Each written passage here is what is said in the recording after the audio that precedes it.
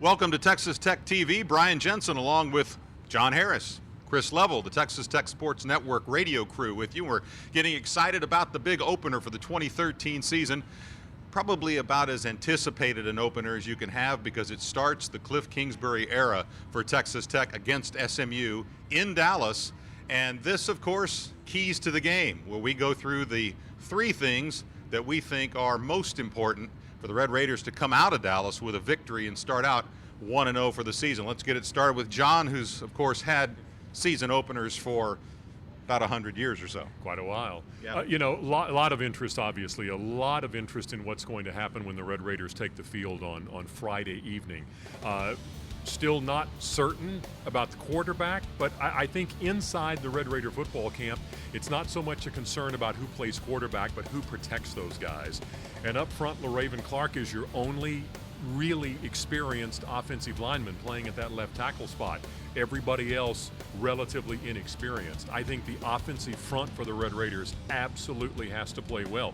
Otherwise, regardless of who's playing quarterback, no time to throw the football. No place for Kenny Williams or DeAndre Washington to run with the football. I think the entire key on the offensive side isn't so much a young guy at quarterback, but the offensive line and how well they play. Interesting also that so many changes with young guys, whether they come at a key position like quarterback or they come on defense. But even more interesting, I think, to the fans coming into this one is what kind of defense is it going to be? What are we going to see out on the field, and how important is that in Friday's game? You know, I think Texas Tech fans remember Texas Tech playing those New Mexico teams under Rocky Long when he may drop 10 guys in coverage, he may send 10 guys on a blitz. That's kind of what Matt Wallerstedt wants to do. I think that the key on Friday night will be the turnover battle. We're going to talk about this a lot this season, but this is something that they have stressed. They weren't good at it last year, and they need to get a lot better at it. And when you're talking about SMU, in June Jones's tenure, when they play a BCS team, they turn it over just over 3 times a game. And I think Matt's group needs to take advantage of some of that tomorrow night. And he wants to be multiple. He wants to get to the quarterback. And I think they're going to force the issue. They may get burned a little bit, but they're going to force the issue, and they're going to make some plays, and I think that's really just his MO.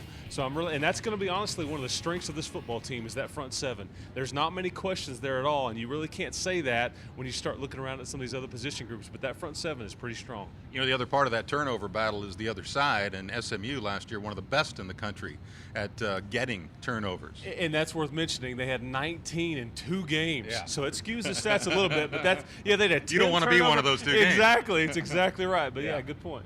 Well, I think my key is going to be, as it usually is, an intangible. It's when this game starts, the players wearing the Red Raider uniforms need to realize Cliff Kingsbury is not going to be playing in that game.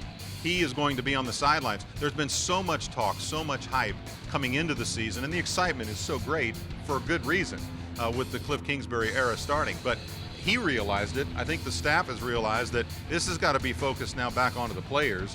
That realization in the Tech staff was weeks ago, but I think for the players it really has to happen when they cross that stripe and get on the field and realize this is us now playing. We're the ones that have to get out there and perform and make sure that we're mentally sharp, listening to what the coaches are doing, obviously, but not listening to what's going on around. I think it's a great atmosphere for them to get started in. It's a stadium that is not very intimidating at SMU. In fact, most of the fans should be wearing red and black and not the whiteout that the SMU they're trying to do for the game. We'll see how well that works with as much red and black as will be in there, but just getting over that part of it and really getting the football started, which is what everyone is so excited for. It's the Texas Tech Red Raiders and the SMU Mustangs on Friday night at SMU. Going to be a fun one, no doubt, no matter what happens, just from all the things that we've talked about so far, and those are your keys to the game. Be sure to listen in on the Texas Tech Radio Network. This has been Texas Tech TV.